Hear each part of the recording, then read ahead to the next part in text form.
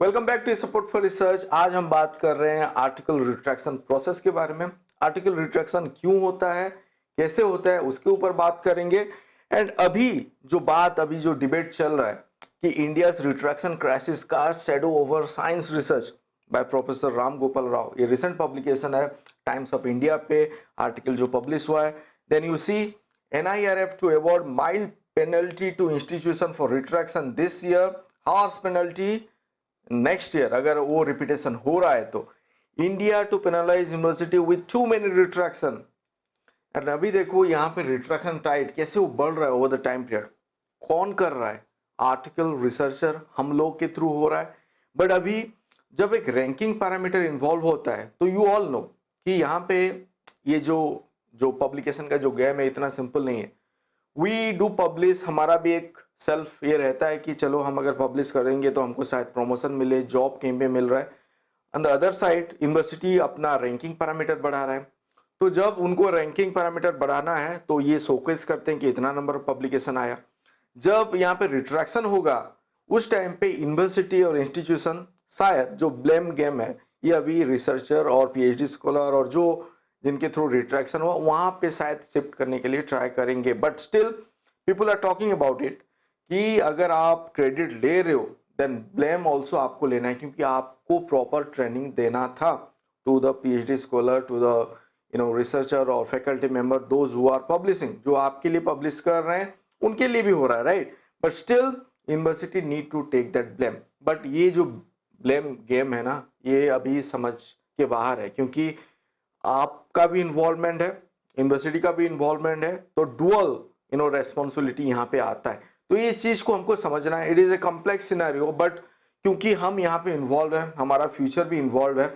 अगर intentional unintentional ये काम हुआ है, उसके थ्रू रिट्रैक्शन हुआ है, तो वो चीज पर आपको ध्यान देना है। You should be knowing about it.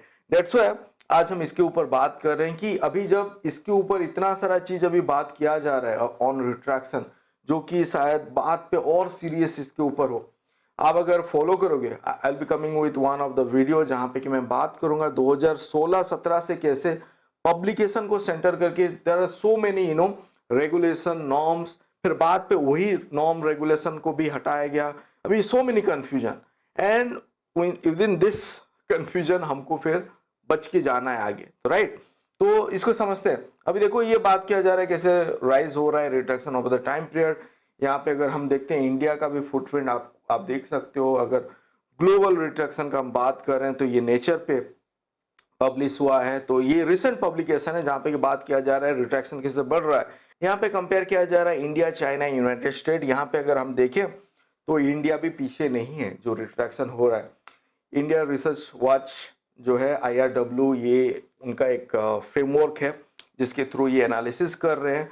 पोस्टपॉप पे यहाँ पे आपको मिल सकता है retraction classification, compare countries, retraction institute, retraction database. So people are talking about it, people are analysing it to stop this.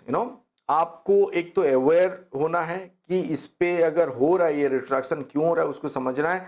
अगर बाय मिस्टेक आपसे हो रहा है तो आपको अपने आप को बचाना है, उस पे नहीं जाना है। जो बात होता है ना क्वांटिटी एंड क्वालिटी, तो आप अगर क्वालिटी पे ज़्यादा फोकस करो, क्वांटिटी को थोड़ा सा कम करके, तो ये रिट्रैक्शन कम हो जाए। But there are certain issues, other factor, all you people are aware of it. तो यहाँ पे आप देखो, अगर हम इसको वेव ऑफ साइंस के हिसाब से समझने के लिए ट्राई करते हैं रिट्रैक्शन पब्लिकेशन, तो यहाँ पे बताया जा रहा है an article that has been withdrawn by an author, institution, editor, publisher, by publisher because of error or unsubstantiated data। ये भी एक रीजन हो सकता है। रिट्रैक्शन पब्लिकेशन हम इसको बोलते हैं। रिट्रैक्शन क्या है? Public notice that an article should be withdrawn because of error और अनसब्सटेंशिएटेड डेटा। तो ये आपका वेब ऑफ साइंस का आप डेफिनेशन जैसे यहाँ पे ले सकते हो।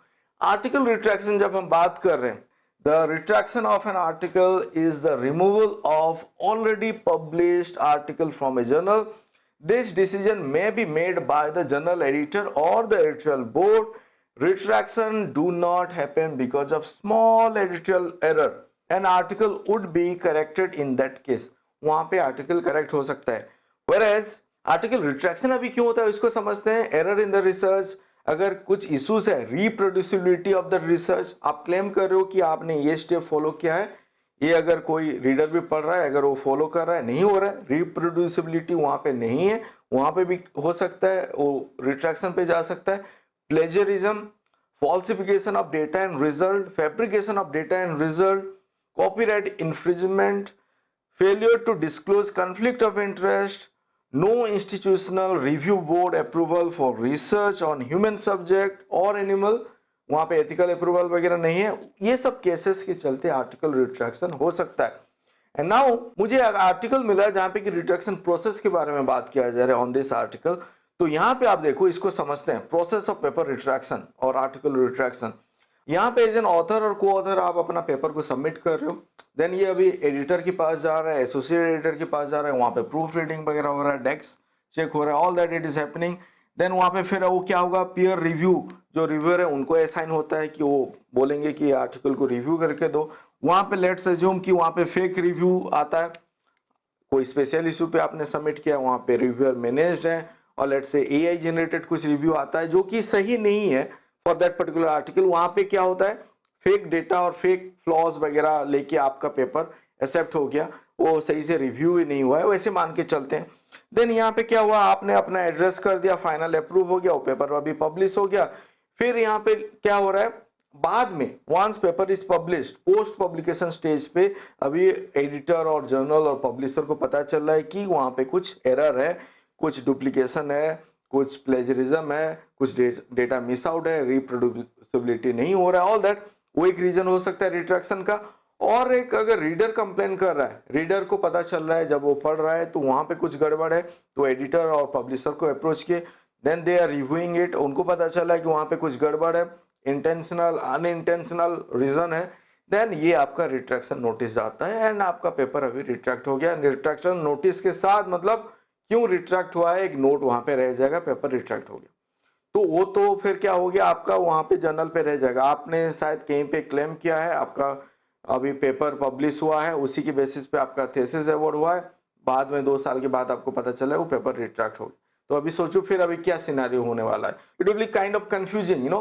फिर से उसके ऊपर फिर अभी एथिकल कमेटी बैठेगा कि फर्दर क्या किया जाए, all that, so many confusion.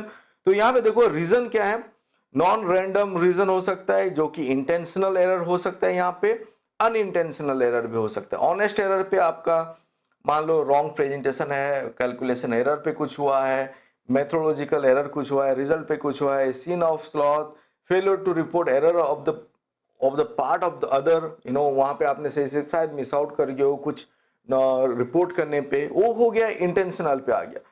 इसके चलते इंटेंशनल है वहां पे भी रिट्रैक्शन हो सकता है, राइट, हो रहा है।